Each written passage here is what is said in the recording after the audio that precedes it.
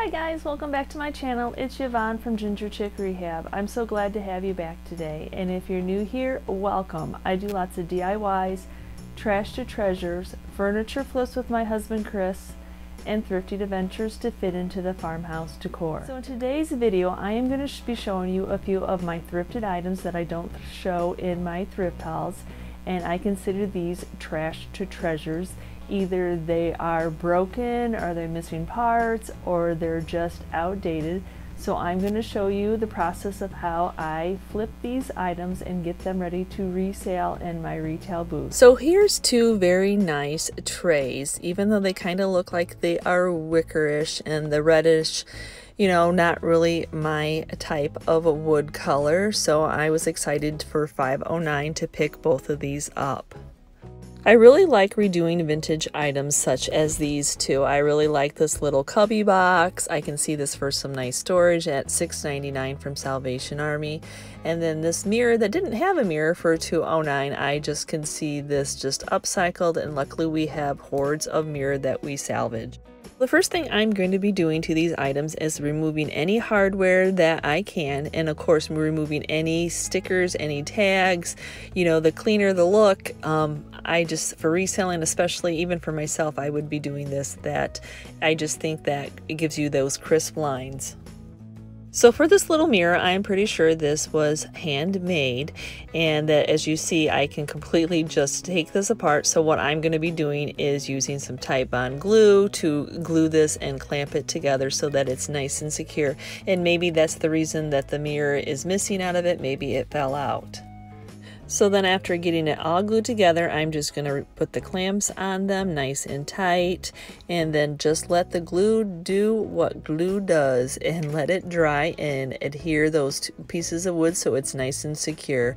And then so when you clamp it, sometimes you get some kind of like squirt out from where the glue, you know, you try not to put too much glue on. So I'm just taking a rag to wipe off any extras so that I really don't want to have to sand too much of this piece if I don't have to. So now I'm just going to go over this little drawer with some 220 sandpaper just to get some of those oops and boops off the front of this little drawer. You know, this is a little bit of a weaker wood, so it kind of mars up, especially not being sealed in with anything. And then I'm doing the same thing to the front of this little box also. And then when you're doing these kind of things, this is the time that you're getting your hands on these pieces, and then I can see that the nails have pulled away, leaving a gap. And since this is a little bit weaker wood, I'm just putting a towel over before I hammer, just to protect that wood and try to hammer that back down. Yeah, I probably could take this whole thing apart and re-glue it, but you know, this is a smaller piece, and for what you use it for and the price that I'll be charging for it, you know, it's just one of those, you know, hammering it down is good enough. But on this bottom piece, I tried to do the same thing, but then I noticed that probably this was a little bit warped, so I did end up taking this bottom piece off and sanding it so it wasn't so round, so that when you re-nailed it in, it was flatter. So here you can see I'm just hammering those nails back out and removing the nails. So now I'm taking a 150 grit, meaning that that's a stronger, coarser sandpaper, because I actually want to remove some of this wood. I'm not just taking it, you know, to make it even. I want to take some of this humped up, warped wood off, just to, you know, so that it doesn't look rounded at the bottom, and then that this bottom piece of wood will stay in better when we re-nail it on. Then a 150 sandpaper will kind of leave it very bumped up and rough feeling, so I'm just taking a 220 grit and just making that nice and smooth. So since my plan for these items when I thrifted them from the thrift store was not to necessarily take them home and sand them, but just to paint them, which never actually works out for thrifted items, and I already have the orbital sander out, why not just take it on all these pieces? So when painting items like this, as you can see, the little nail holes or where the mirror was screwed in, you know, what doesn't really notice, you don't really notice them on the wood color, but when I go to paint it, they will just pop just like any details do when I go to distress white pieces. So I'm going to take the time to put a little bit of spackle in them and let that dry so that you don't just necessarily see all those nail holes. And then of course, you know, when getting that orbital sander on this piece, I noticed that it had some wonkiness too, and I tried to tighten the screws, but that did not really work. So here I am getting the Titebond glue out again, and then this is a nice little tool that you can buy that it helps you kind of push in that glue when you can't remove a screw. And so what I'm doing is I'm just kind of pushing it in that little hole, and that way I can clamp this off and let that dry and make this little mirror stand nice and tight. And then of course I'll go back through and wipe off any of this extra glue. So now when it comes to the hardware, I like to clean my hardware just using the Dawn dish soap and let it in hot water. And as you can see, you never really think that they're very dirty, but oh my goodness, look at how dirty. That should be a nice blue with that Dawn dish soap. And then when this spackle is nice and dry, I will go through and I will sand it nice and smooth before painting. Well, luckily these two trays did not need a lot of work, so all I'm doing is taking my crud cutter and getting them cleaned off. And this, when you're using the crud cutter, you just spray it on a rag, spray it on the item, and just wipe it off. No rinsing required. So for these two trays, even though I am going to end up painting them one black and one white, because of that rattan on them, I am going to be using spray paint on them. So I'm first starting off with this flat black and this paint and primer by Rust-Oleum. So I did take these outside and put some cardboard down, but you know, it's Michigan summer and the grass is pretty much dried up. So I'm just giving them a nice even coat, and I like to start with the bottom of my items first to get the most coverage. And then after that first coat dries, as you can see, it's not shiny anymore. That's the nice thing about using flat. I will give them a second coat. Never expect that one coat will cover, and if it does cover, sometimes you have drips, so it's worth the time to do light coats and not have them drip. Now for my box and that mirror, I am just using my ready to use black onyx and flat black and giving them their first coat of their undercoat of black. So for these items, since this wood was really dry, you can just tell how it sucks in that paint. So I may only need one coat. It's your judgment when doing items like these. Now it's back to the trays, and so what I'm doing here is now I have flipped them over, and I'm going to start spray painting the front of these trays. And with this rattan, you know, the spray paint is nice because, you know, spray paint is kind of like water, finds its lowest level to get into. And so I will tackle these by going opposite different directions, you know, from all sides to make sure that I get all that weaved spray painted. And so then after this two coats of black have dried on these trays, I'm going to seal that black in with some polyacrylic, you know, because the paint is kind of just sitting on there. They weren't sanded, they weren't very absorbent. And so what the polyacrylic does is a sealer, so it's just going to seal that black paint into it. So when I go to paint the one item white and distress it, that black paint stays where it is. So now for this hardware, I know that those pieces are already black, but I like to give them a freshen up. So I'm just using that same Rust-Oleum flat black and the paint and primer, and then just giving them a nice new coat of paint. So now that I feel that the one side of these items are nicely covered with the black, I can flip them over and get the other side now. So now it's on after I've gotten the coats of paint and I feel like they are covered. I can move on to my Kills paint and primer in flat white, and I will flip them back over. So I'm doing the bottoms first again, and then just trying to do nice even coats, you know, and then when it comes to the white, I usually do thin coats so it's easier to sand and I don't get a lot of brush marks and drips. And then just, you know, 3-4 coats of whatever is pleasing to your eye, however you feel it covered. So when it comes to that little bottom part of this little cubby box, and because that drawer is going to be sliding in and out, I am not going to paint that bottom white. I'm going to leave that black and probably seal that in with some polyacrylic to protect that from going in and out of that drawer. And then when that polyacrylic dried, I'm just taking some steel wool and some sandpaper and then just making sure that it's nice and smooth. And then now on the underneath side, as I got all the coats to cover, I am now going to start the top. And as you see, I brought the one tray in, and I did give that a spray of the flat white Rust-Oleum, but I don't like the blue color of the Rust-Oleum paint, but I love how it adheres to items like this. So then I will add this into the grouping to give it a nice coat of my Kills paint and primer in the white that I love.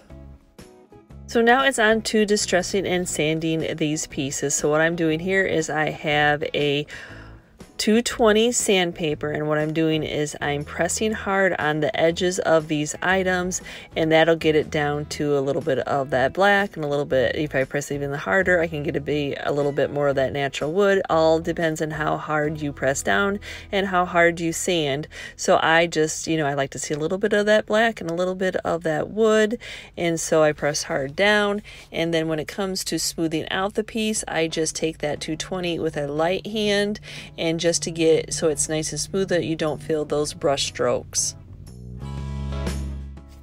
And then anywhere that I am removing tape that I had taped off to protect the other, you know, the other area, I do take the sandpaper over that, because, you know, you get that kind of built up of paint that's kind of like a sharp, hard surface, and I do sand that smooth so that there's no hardness anywhere.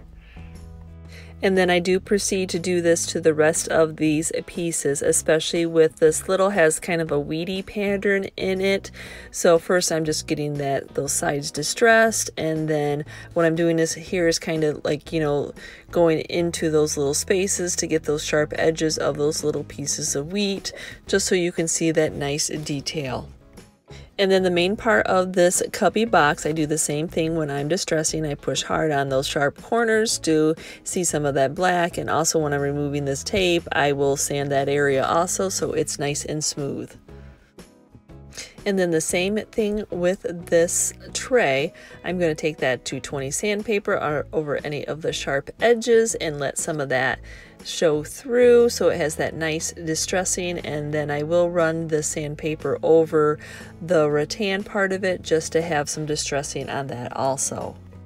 So unfortunately I did not hit record when I was sanding this black tray, but I did the same thing with the 220 sandpaper on those sharp edges to let some of that natural wood show through. But the only difference in this piece is I did take steel wool like I did to the bottom of the cubby, you know, and just make it so it was nice and smooth, because the spray paint of the polyacrylic does leave kind of a residue.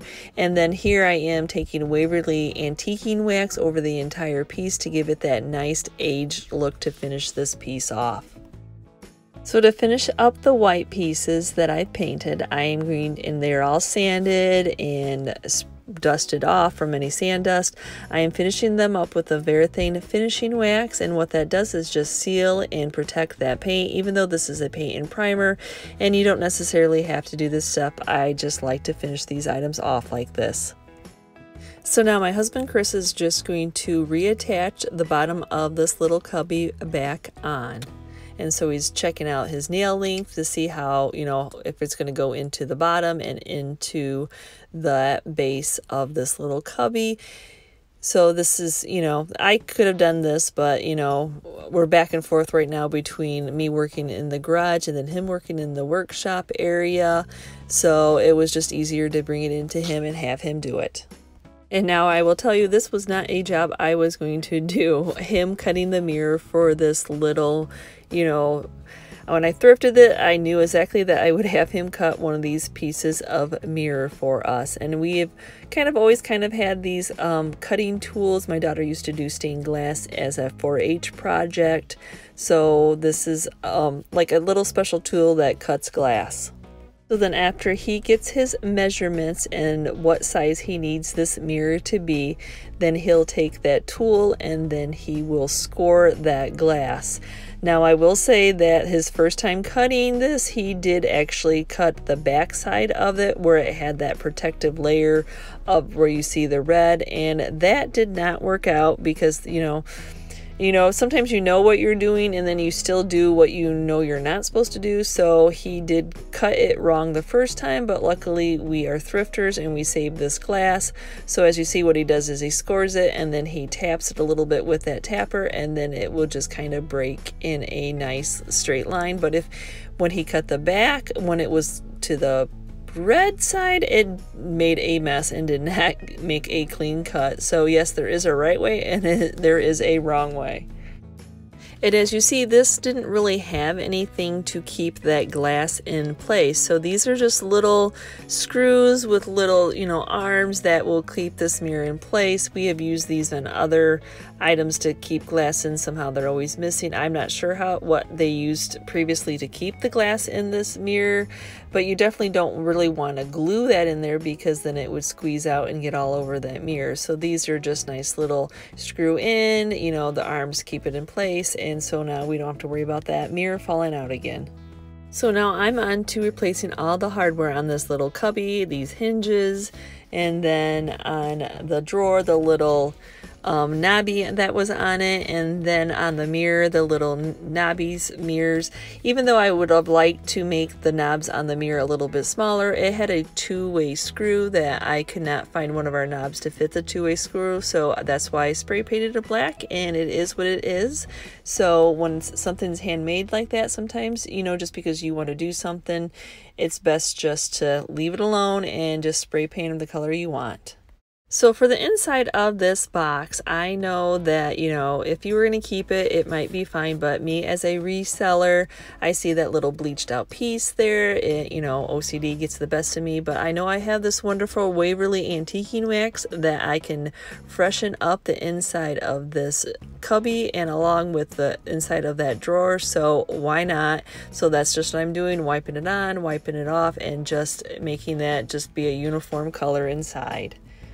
And so then you see when he replaced that bottom and how I painted that, I totally forgot that that was going to kind of overhang like that. So what I'm going to go back through is I will paint that and then distress it, because that's not the look I was going for, and that's okay. It'll make a clean, crisp line. And then for the back of this mirror, it had some packing tape on it, probably as a protectant. So all I'm doing is taking some rubbing alcohol, you know, because I don't want to age this mirror by using anything harsh to take that reddish burnt paint off there. So I'm just using the rubbing alcohol to take that sticky that was left behind by that packing tape. So my plan for this little cubby box was actually never to stencil on it, but I just thought it needed a little something. Now it's not really a bread box. I don't know, you know, what you'll hold in it. So I just thought, you know, post box would be just nice, but even though it's not a post box, so I thought, why not use postel? And, you know, I thought, you know, it'd fit that space and just keep it kind of general, that you could, you know, could have it at a desk, you could have it in your kitchen. So here I am using my Cricut, and I'm just using a font to type this word out, and then sizing it up to the space that I need to fill. So now remember, I was not planning on stenciling this, so I had already waxed this. So I am just taking some rubbing alcohol, and that's going to break up that wax. And then I will take some sandpaper and sand it. If I went to put my stencil on here, one, it probably wouldn't adhere to the wax, and it would not have made a crisp line of a stencil. So note to self, if you ever decide after you've already waxed something that you have to remove that wax, because it will not stencil on it. Well, it will, but it won't make a very nice stencil. All depends on how really badly distressed you want it to look.